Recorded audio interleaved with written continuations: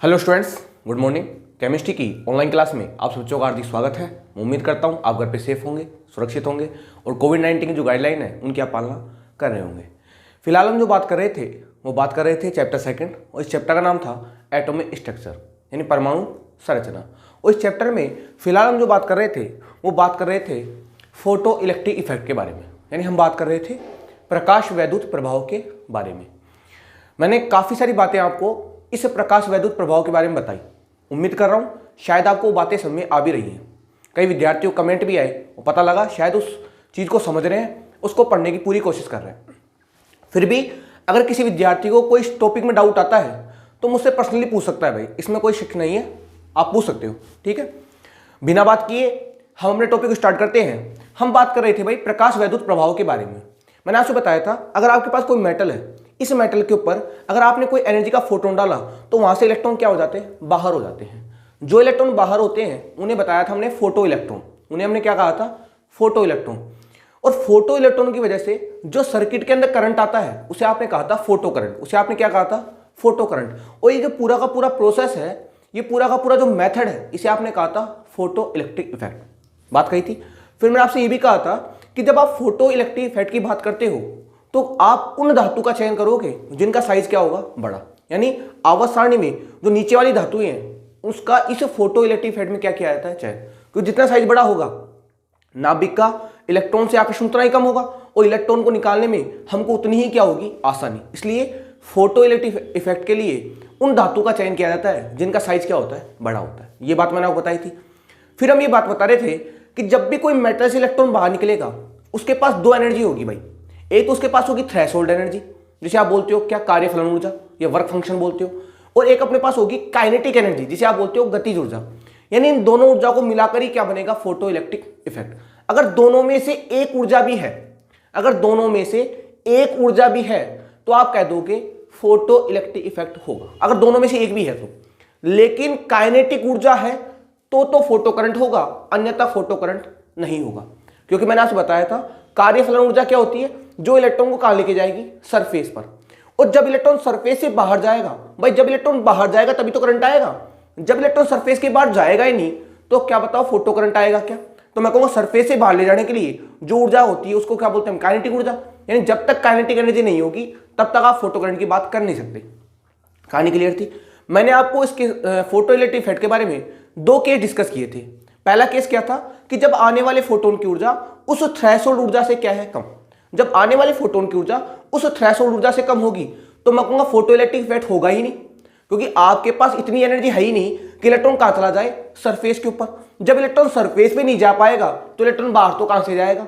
तो मैं कहूंगा इस कंडीशन में कोई भी फोटो इलेक्ट्रिक इफेक्ट नहीं होगा। बात बताई थी मैंने आपको। उसके अलावा मैंने 2-3 पॉइंट उसके बारे में और बताए थे आपको। मैं समझ रहा हूं आपको बात समझ आ गई होगी। दूसरा केस क्या बताया था मैंने आपको कि जब फोटोन की ऊर्जा थ्रेशोल्ड ऊर्जा के बिल्कुल बराबर हो जाए, जब फोटोन की ऊर्जा थ्रेशोल्ड ऊर्जा के बिल्कुल बराबर हो जाए तो उस कंडीशन में क्या होगा, फोटो इलेक्ट्रिक इफेक्ट तो हो जाएगा लेकिन इलेक्ट्रॉन कहां चला जाएगा, सरफेस पर। इलेक्ट्रॉन बाहर नहीं जाएगा। और जब इलेक्ट्रॉन बाहर नहीं जाएगा तो आप कहोगे सर फोटो इलेक्ट्रिक इफेक्ट तो होगा लेकिन फोटो करंट नहीं होगा। ये दो केस इससे पहले वाले लेक्चर में मैंने आपके साथ डिस्कस किए थे डिस्कस। कहानी क्लियर है। आज बात करने वाले हैं हम केस नंबर 3 के बारे में। आज किसके बारे में बात करेंगे, आज हम बात करेंगे केस नंबर 3। किसकी बात करेंगे, आज हम बात करने वाले हैं केस नंबर 3 की। केस नंबर 3 क्या होगा कि जब फोटोन की ऊर्जा, यानी जब आने वाले फोटोन की ऊर्जा किससे ज्यादा होगी भाई, थ्रेशोल्ड ऊर्जा से। इसे क्या बोलते हो, इसे आपने बोला था, क्या बोला था इसे आपने बोला था थ्रेशोल्ड एनर्जी, जिसे आप बोलते हो कार्यफलन ऊर्जा। क्या बोलते हो इसे हिंदी में, इसे बोलते हैं कार्यफलन ऊर्जा। यानी जब आने वाले फोटोन की ऊर्जा इस थ्रेशोल्ड ऊर्जा से ज्यादा होगी तो उस कंडीशन में क्या फॉर्मूला बनेगा, और वो फॉर्मूला आपकी एनसीईआरटी की बुक के अंदर दिया हुआ है। तो मैं आज केस नंबर 3 की बात कर रहा हूं कि जब आने वाले फोटोन की ऊर्जा किससे ज्यादा होगी, थ्रेशोल्ड ऊर्जा से। अब सुनो बात ध्यान से, पहले मैं एग्जांपल के तौर पर बताता हूं आपको, फिर इसका फॉर्मूला कैसे बनता है वो बात भी आपको सिखाई जाएगी। देखो ध्यान से बात, अगर आपके पास मान लो ये मेटल का पीस है, आपके पास क्या है, ये आपके पास है भाई मेटल का पीस, यानी मेटल का आपके पास क्या है, टुकड़ा है। इस टुकड़े में यहां पर इलेक्ट्रॉन बैठा हुआ है, ठीक है। आपने मान लो फोटोन डाला, आपने फोटोन डाला, ये फोटोन इलेक्ट्रॉन टकराएगा। इस फोटोन की ऊर्जा कितनी है अपने पास, ई फोटोन। क्या अपने पास, ई फोटोन। अब क्या करेगा, मान लो इस इलेक्ट्रॉन को यहां से यहां तक ले जाने के लिए जो ऊर्जा चाहिए, जो ऊर्जा इस इलेक्ट्रॉन को सरफेस तक ले जाने के लिए चाहिए, उस ऊर्जा को क्या बोलते हैं? उसे बोलते हैं हम ई नोट। क्या बोलते हैं उसे हम? ई नोट, यानी उसे बोलते हैं हम थ्रेशोल्ड ऊर्जा। और जो इसको बाहर ले जाने के लिए चाहिए उसे बोलते हैं काइनेटिक एनर्जी, यानी उसे बोलते हैं गतिज ऊर्जा। ये तो कहते हैं हम। और इन दोनों को मिलाकर ये क्या बनता है हमारा? Photo electric effect. कहानी क्लियर है? अब सोचो, अगर मान लो इस इलेक्ट्रॉन को यहां से यहां तक ले जाने के लिए, इस इलेक्ट्रॉन को यहां से यहां तक ले जाने के लिए मान लो कि अपन को चाहिए 5 जूल ऊर्जा। कितनी ऊर्जा चाहिए? 5 जूल। कितनी ऊर्जा चाहिए? 5 जूल ऊर्जा। और मान लो आपका जो फोटोन आ रहा है, आपका जो फोटोन आ रहा है उसके पास ऊर्जा कितनी है? 10 जूल। समझा रहा हूं, इस केस को समझा रहा हूं मैं। क्या लिखा था केस? कि जब आने वाले फोटोन की ऊर्जा किससे ज्यादा होगी? थ्रेशोल्ड ऊर्जा से। तो आपकी थ्रेशोल्ड ऊर्जा कितनी है भाई? 5 जूल। कितनी है अपने पास? 5 जूल। और जो आने वाला फोटोन है उसकी ऊर्जा कितनी है भाई? 10 जूल। तो बताओ आने वाले फोटोन की ऊर्जा, बताओ इस ऊर्जा से ज्यादा है कि नहीं? है कि नहीं? मैं क्या कह रहा हूं, आपका जो फोटोन आ रहा है उस फोटोन की ऊर्जा कितनी है अपने पास? 10 जूल है। और आपके इस इलेक्ट्रॉन को यहां तक ले जाने के लिए जिस थ्रेशोल्ड एनर्जी की जरूरत है उसकी ऊर्जा कितनी है अपने पास? 5 जूल। यानी आपका जब फोटोन आएगा तो कितनी ऊर्जा लेके आएगा भाई? 10 जूल ऊर्जा। कितनी ऊर्जा लेके आएगा? 10 जूल ऊर्जा, जिसमें से 5 जूल ऊर्जा तो यहां से यहां तक ले जाने में क्या हो जाएगी? खर्च। यानी 5 जूल ऊर्जा तो यहां से यहां तक चली जाएगी। अब कितनी बच जाएगी उसके पास? बताओ 5 जूल बचेगी नहीं बचेगी? भाई आपका जो फोटोन आ रहा है उस फोटोन के पास कितनी ऊर्जा है? 10 जूल ऊर्जा। और मैं कह रहा हूं इस इलेक्ट्रॉन को यहां से यहां तक ले जाने के लिए थ्रेशोल्ड ऊर्जा कितनी चाहिए? 5 जूल। तो आने वाले फोटोन के पास कितनी ऊर्जा बची? अब 5 जूल बची ना। बताओ 5 जूल किस में चेंज होगी?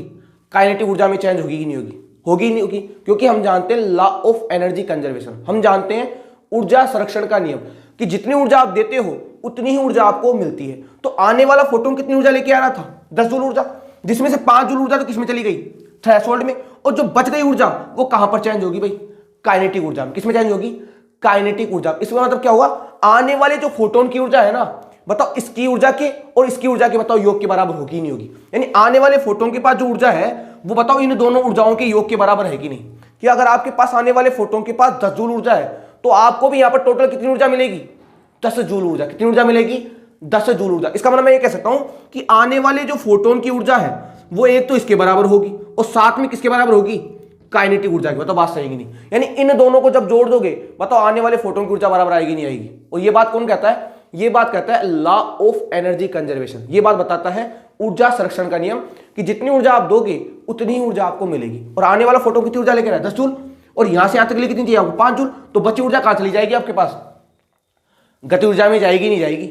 मान लो कि आपके पास आने वाला जो फोटोन है उसकी ऊर्जा अपने पास है 20 जूल। कितनी आ रही है? 20 जूल। तो यहां से यहां तक ले जाने के लिए तो 5 जूल ही चाहिए ना भाई? यहां से यहां तक ले जाने के लिए तो कितनी चाहिए? 5 जूल। अब आपके पास कितनी बची? 15 जूल। तो बताओ 15 जूल यहां पे चेंज होगी नहीं होगी? होगी नहीं होगी? यानी जब आने वाले फोटोन की ऊर्जा बढ़ती है, सोचो जब आने वाले फोटोन की ऊर्जा बढ़ती है तो बताओ काइनेटिक ऊर्जा बढ़ती है कि नहीं बढ़ती? क्या थ्रेशोल्ड ऊर्जा पे कोई फर्क पड़ता है क्या? नहीं। थ्रेशोल्ड ऊर्जा फिक्स रहती है, कोई फर्क नहीं पड़ता। अगर आपने आने वाले फोटोन की ऊर्जा बढ़ाई है तो आपके पास क्या बढ़ के आएगी?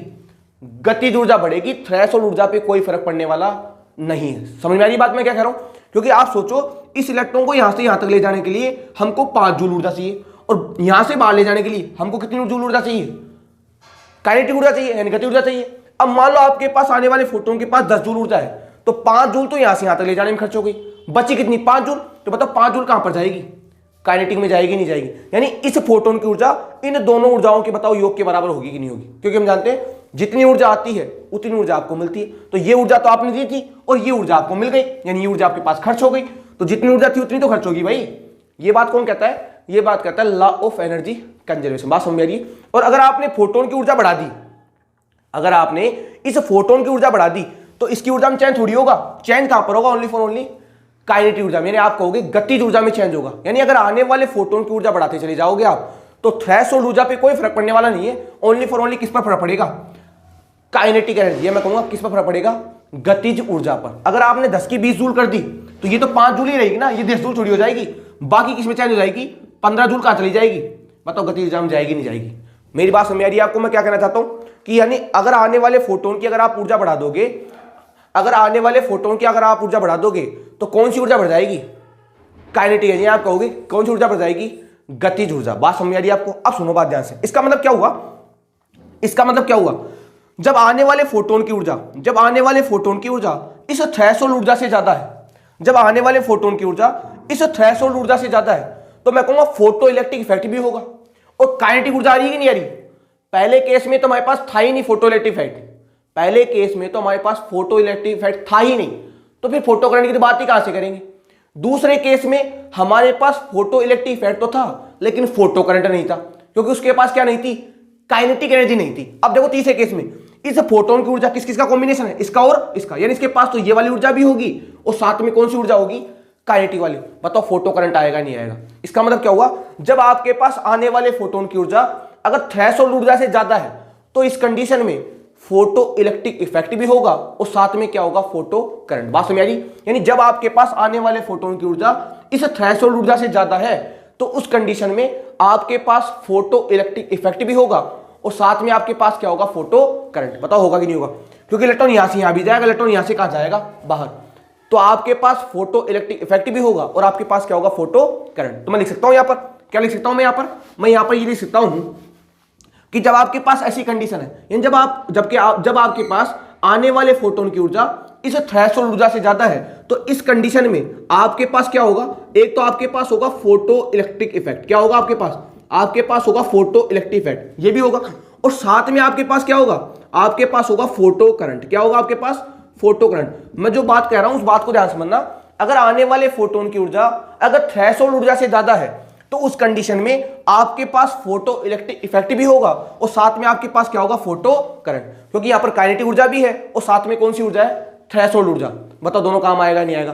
क्योंकि जब काइनेटिक ऊर्जा होगी तो इलेक्ट्रॉन बाहर जाएगा सर्किट में, और जब इलेक्ट्रॉन सर्किट में जाएगा बताओ करंट आएगा नहीं आएगा? तो मैं कहूंगा फोटो इलेक्ट्रिक इफेक्ट भी होगा, साथ में क्या होगा, फोटो करंट। बताओ बात सही है कि नहीं? यानी जब आपके पास इस प्रकार केस आ जाएगा तो ये दोनों कंडीशन वहां पर क्या हो जाएंगी भाई, फॉलो। यहां तक कहानी क्लियर है विद्यार्थी को?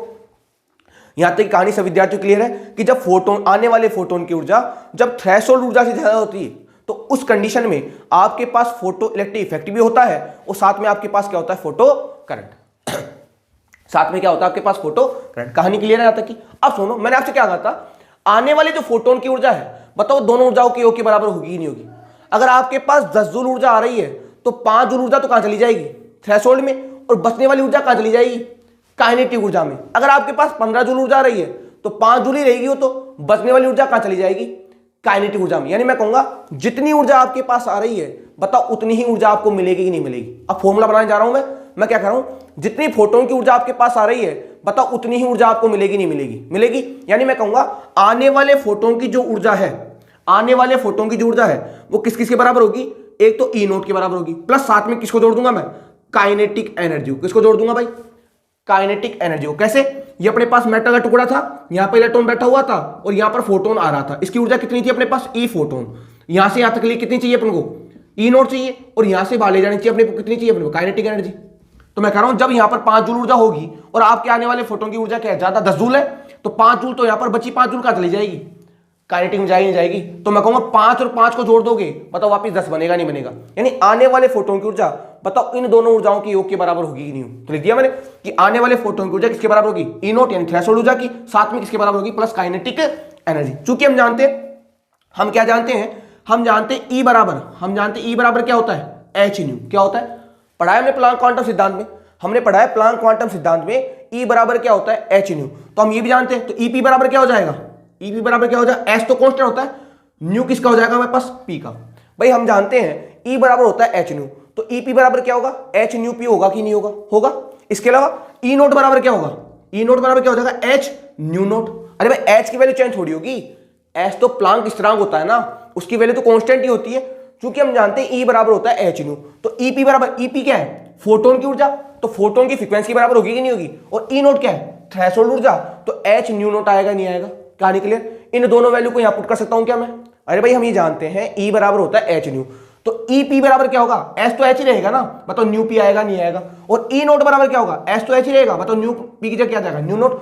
इन दोनों वैल्यू को रख दूं मैं, तो रखो वैल्यू, अपने पास क्या आ जाएगी, h nu p equal to क्या आ जाएगा, ई नोट की जगह क्या रख दोगे आप, एच न्यू नोट, प्लस आप जानते हो काइनेटिक ऊर्जा, गति ऊर्जा क्या होती है, आपने पढ़ा होगा गति ऊर्जा क्या होती है, काइनेटिक एनर्जी, फॉर्मूला क्या होता है, पढ़ा होगा आपने फिजिक्स में, हाफ एम वी स्क्वायर। कितना होता है, हाफ एम वी स्क्वायर। रखो वैल्यू यहां पर, तो ये अपने पास आ जाएगी हाफ एम वी स्क्वायर। ये वैल्यू आपकी बुक ने दी हुई है, ये वैल्यू आप, ये जो फॉर्मूला है आपकी बुक ने दिया है, इस केस नंबर 3 के लिए ध्यान से देख लो आप इस फॉर्मूले को।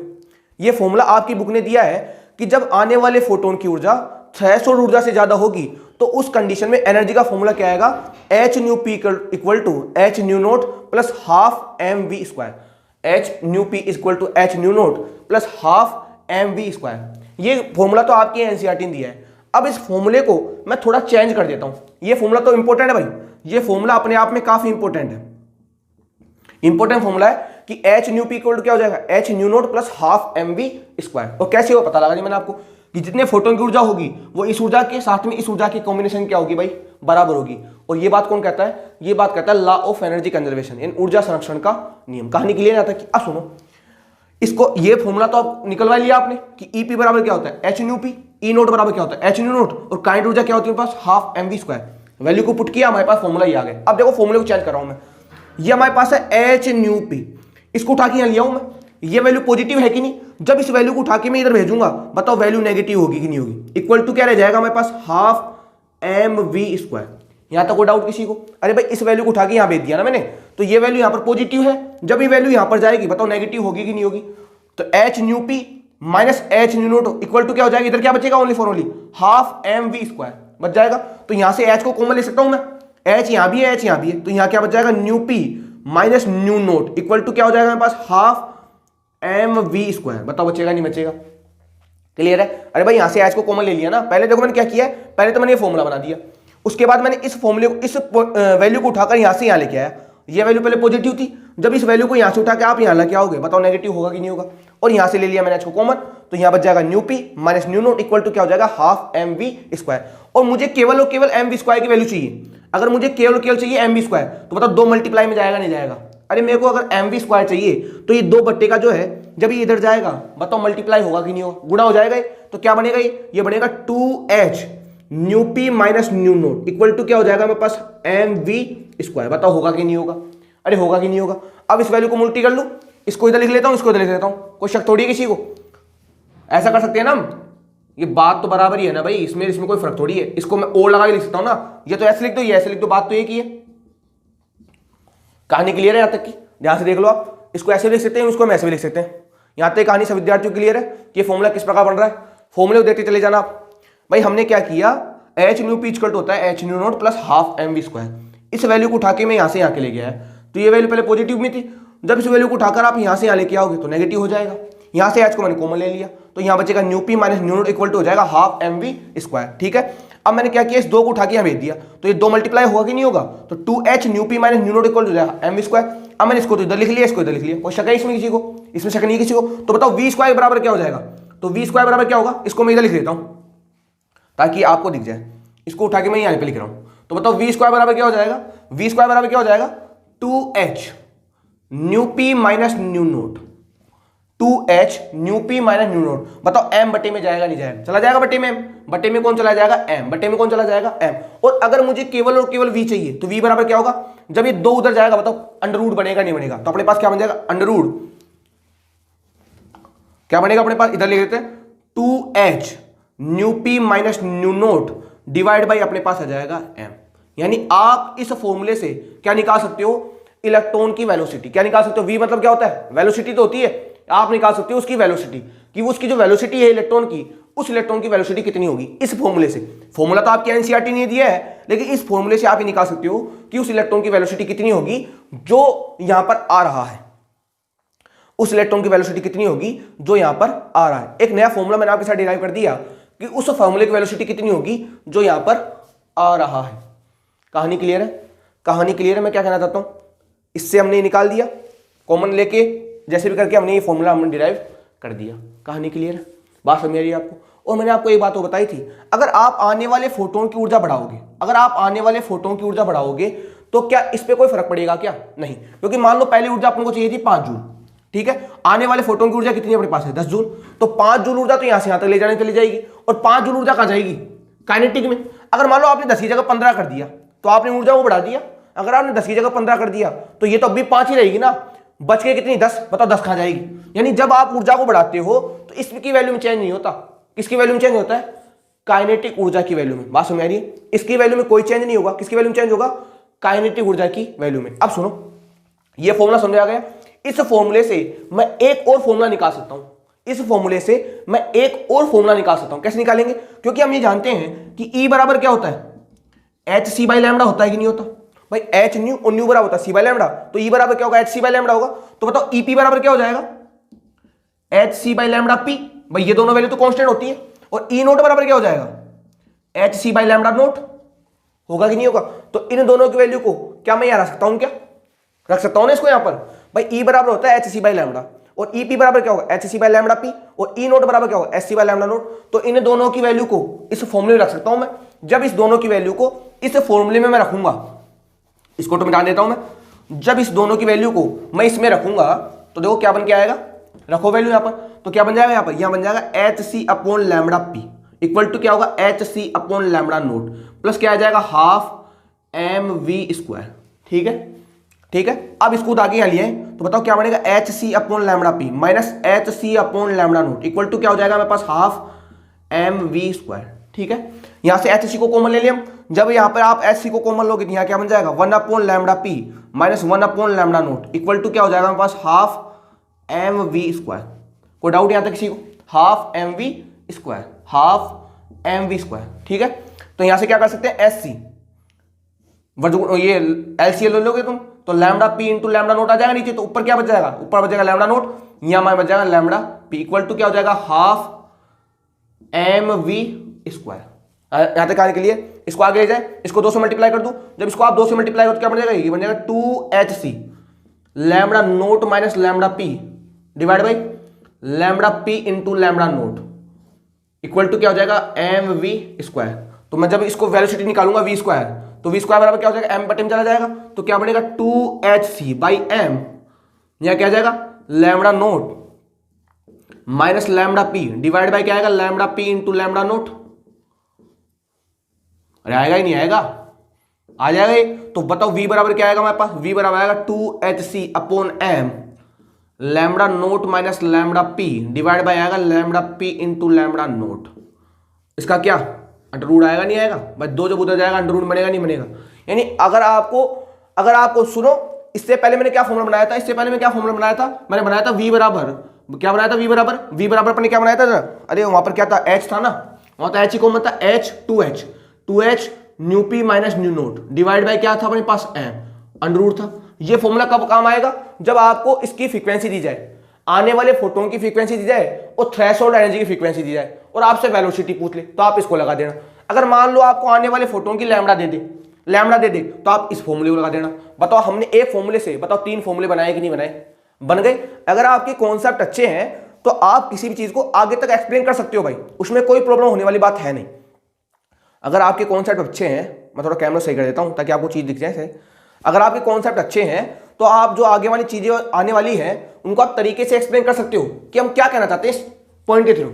तो मैंने एक फोटो इलेक्ट्रिक इफेक्ट के फॉर्म, यानी ये जो केस हमारे पास है, ये केस अपने आप में काफी इंपॉर्टेंट है। देखो आप इस केस से आपने एक फॉर्मूला तो पहले निकाल लिया था, एक फॉर्मूला तो आपने पहले निकाल लिया था, एक फॉर्मूला आपने ये निकाल लिया और एक फॉर्मूला आपने ये निकाल लिया। काफी सारे फॉर्मूले इस डेरिवेशन से आप डिराइव कर सकते हो फोटो इलेक्ट्रिक इफेक्ट के बारे में। बात समझ आ रही है, बात समझ आ रही है। और मैं एक बात ध्यान रखना, अगर आपने आने वाले फोटोन की ऊर्जा बढ़ाई, अगर आपने आने वाले फोटोन की ऊर्जा बढ़ाई तो ध्यान रखना इस थ्रेशोल्ड ऊर्जा पे कोई फर्क पड़ने वाला नहीं। ओनली फॉर ओनली कौन सी बढ़ेगी, काइनेटिक, यानी मैं कहूंगा जो गतिज ऊर्जा है, बताओ वो आने वाले फोटोन की ऊर्जा पर निर्भर करती ही नहीं करती। अगर आने वाले फोटोन की ऊर्जा अगर आप बढ़ाते चले जाओगे तो गतिज ऊर्जा की वैल्यू भी क्या चल जाएगी, बढ़ती चली जाएगी। थ्रेशोल्ड ऊर्जा पे कोई फर्क पड़ने वाला है नहीं। इससे मैं ग्राफ बनाऊंगा इस पॉइंट से कि जब आप आने वाले फोटोन की ऊर्जा बढ़ा दोगे तो थ्रेशोल्ड ऊर्जा पे कोई फर्क नहीं पड़ेगा। ओनली फॉर ओनली कौन सी ऊर्जा बढ़ेगी, गतिज ऊर्जा। देख रहे हो ना, अगर आपके पास पहले 10 जूल ऊर्जा थी और यहां से यहां तक के लिए चाहिए तो आपको 5, तो बचने वाली कहां चली जाएगी, काइनेटिक में। अगर आपने 10 की जगह 15 कर दी, अब भी फिर 5 चाहिए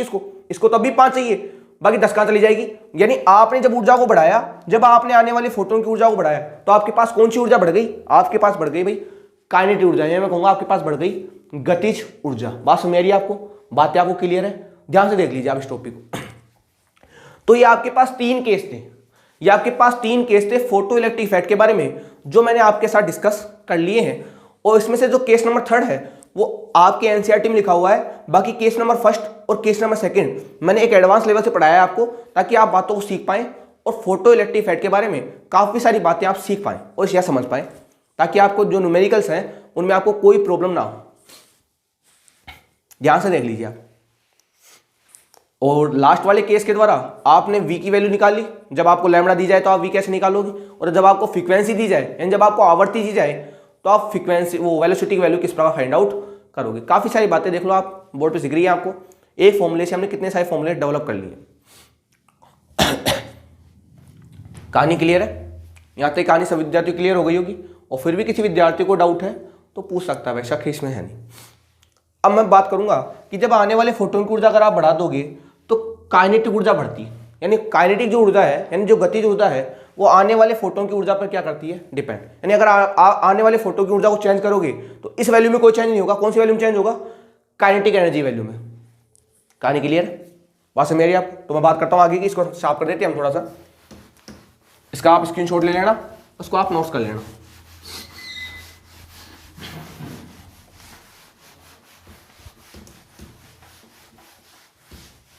हाँ तो भाई हमने क्या कहा कि हमारे पास ये मेटल का पीस था। सुनो बात को ध्यान से थोड़ा। हमने कहा हमारे पास ये मेटल का क्या था, पीस था। यहाँ पे इलेक्ट्रॉन बैठा हुआ था, आपने यहाँ से फोटोन डाला। उस फोटोन की ऊर्जा कितनी है हमारे पास? ईपी। ईपी का मतलब होता है एनर्जी ऑफ फोटोन। यहाँ से यहाँ तक के लिए कितनी चाहिए हमको? ई नोट चाहिए। और यहाँ से बाहर तक के लिए कितनी चाहिए हमको? के ई चाहिए, यानी काइनेटिक ऊर्जा चाहिए। ये बात हम करते हुए आ रहे हैं। मैं कह रहा हूँ अगर आपने आने वाले फोटोन की ऊर्जा बढ़ाई, अगर आपने आने वाले फोटोन की ऊर्जा बढ़ाई तो क्या इस ऊर्जा पे कोई फर्क पड़ेगा? क्या नहीं पड़ेगा। ओनली कौन सी ऊर्जा पड़ेगा? गति ऊर्जा पे। यानी अगर आपने आने वाले फोटोन की ऊर्जा बढ़ाई तो आपके पास कौन सी ऊर्जा बढ़ जाएगी? गति ऊर्जा। इस ऊर्जा पे कोई फर्क पड़ने वाला है नहीं। यानी आपके पास जो गति ऊर्जा है वो किस पर डिपेंड करती है भाई? आने वाले फोटोन की ऊर्जा पर। अगर आपने आने वाले फोटोन की ऊर्जा बढ़ा दी तो मैं कहूंगा गति ऊर्जा की वैल्यू भी क्या हो जाएगी? बढ़ जाएगी। जैसे मान लो यहां से यहां तक के लिए, अब एग्जांपल दूसरा ले लेते हैं। मान लो यहां से यहां तक के लिए आपको चाहिए 10 जूल ऊर्जा। कितनी ऊर्जा चाहिए? 10 जूल। और आपके जो फोटोन की ऊर्जा है वो कितनी अपने पास है? 20 जूल। तो 20 में 10 तो यहां से यहां तक लेने के लिए चाहिए, बाकी बच गए 10। तो 10 कहां चली जाएगी? बताओ गति ऊर्जा में जाएगी नहीं जाएगी? अगर मान लो आपने 20 की जगह 40 कर दिया, यहां पर 20 की जगह क्या कर दिया आपने? 40। यानी आपने आने वाले फोटोन की ऊर्जा को क्या कर दिया? बढ़ा दिया। तो इसको तो यहां से यहां तक के लिए 10 ही चाहिए ना। अब बचेगी कितनी? 30। बताओ 30 कहां जाएगी? गति ऊर्जा में जाएगी नहीं जाएगी? इसका मतलब क्या हुआ? जब आप आने वाले फोटोन की ऊर्जा बढ़ा देते हो तो उसमें कौन सी वैल्यू बढ़ जाती है? गतिज ऊर्जा की वैल्यू बढ़ जाती है। इसका मतलब क्या होगा? जो एनर्जी ऑफ फोटोन है वो डायरेक्ट समानुपाती किसकी होती है? Kinetic energy. बताओ बात सही है कि नहीं? यानी अगर आने वाले फोटोन की ऊर्जा बढ़ेगी तो गति ऊर्जा की वैल्यू भी क्या हो जाएगी? बढ़ जाएगी। यानी आने वाले फोटोन की ऊर्जा बढ़ाओगे आप तो गतिज ऊर्जा की वैल्यू बढ़ेगी, थ्रेशोल्ड ऊर्जा या कार्यफलन ऊर्जा के ऊपर कोई फर्क पड़ने वाला है नहीं। यानी आने वाले फोटोन की ऊर्जा बढ़ाने पर काइनेटिक ऊर्जा का मान क्या हो जाता है? बढ़ जाता है। आने वाले फोटोन की ऊर्जा बढ़ाने पर काइनेटिक एनर्जी का मान क्या हो जाता है? बढ़ जाता है। अब भाई आने वाले फोटोन की ऊर्जा कैसे बढ़ा सकते हो आप? हम जानते हैं एनर्जी ऑफ फोटोन क्या होती है। हम क्या जानते हैं? एनर्जी ऑफ फोटोन क्या होती है? एच न्यू पी होती है कि नहीं होती? जानते हो ना आप कि एनर्जी बराबर क्या होती है? H new. अगर आप एनर्जी ऑफ फोटोन लोगे तो फॉर्मूला क्या बन के आएगा? H nu P. अब एनर्जी को कैसे बढ़ाओगे आप? इस एनर्जी को कैसे बढ़ाओगे? एच की वैल्यू में तो चेंज होगा नहीं भाई, एच की वैल्यू में कोई चेंज होगा नहीं। चेंज किस में होगा? ओनली फॉर ओनली फ्रीक्वेंसी में। किसमें चेंज होगा? फ्रीक्वेंसी में। सुनना, एक ही बात से मैं कितनी बात निकालूंगा, साफ साफ देखना ध्यान से। हमने कहा कि जब आप आने वाले फोटोन की ऊर्जा बढ़ा देते हो तो काइनेटिक ऊर्जा का मान बढ़ जाता है। जब आप आने वाले फोटोन की ऊर्जा बढ़ा देते हो तो काइनेटिक ऊर्जा का मान क्या हो जाता है? बढ़ जाता है। अब लिख दिया हमने आने वाले फोटोन की ऊर्जा बढ़ाई तो काइनेटिक ऊर्जा क्या हो गई? बढ़ गई हमारे पास। ये बात हमने लिख दी। अब हम जानते हैं फॉर्मूला क्या होता है? ई बराबर एच न्यू पी होता है नहीं होता? ई पी बराबर क्या होता है? एच न्यू पी होता ही नहीं होता। अगर आप आने वाले फोटोन की ऊर्जा बढ़ाओ तो कैसे बढ़ाओगे? इसकी वैल्यू तो कांस्टेंट होती है, ये तो बढ़ेगी नहीं। वैल्यू कौन सी बढ़ेगी? फ्रीक्वेंसी की। यानी मैं कह सकता हूं न्यू पी समानुपाती क्या होगा? Kinetic energy. यानी जब आप ऊर्जा बढ़ाओगे तो ऊर्जा कैसे बढ़ेगी? उसकी क्या बढ़ जाएगी? फ्रीक्वेंसी। और फ्रीक्वेंसी बढ़ जाने से क्या बढ़ जाएगी? काइनेटिक ऊर्जा। आज तो मैं इतनी बात करूंगा क्योंकि वीडियो की भी एक लिमिटेशन है, 30 मिनट से ज्यादा वीडियो बन नहीं पाता है तरीके से। तो अगले वाले लेक्चर में मैं बताऊंगा आपको कि इनके बीच में ग्राफ कैसे बनते हैं और ये किस प्रकार एक दूसरे पे क्या करते हैं? डिपेंड। आज के लिए इतना ही, धन्यवाद।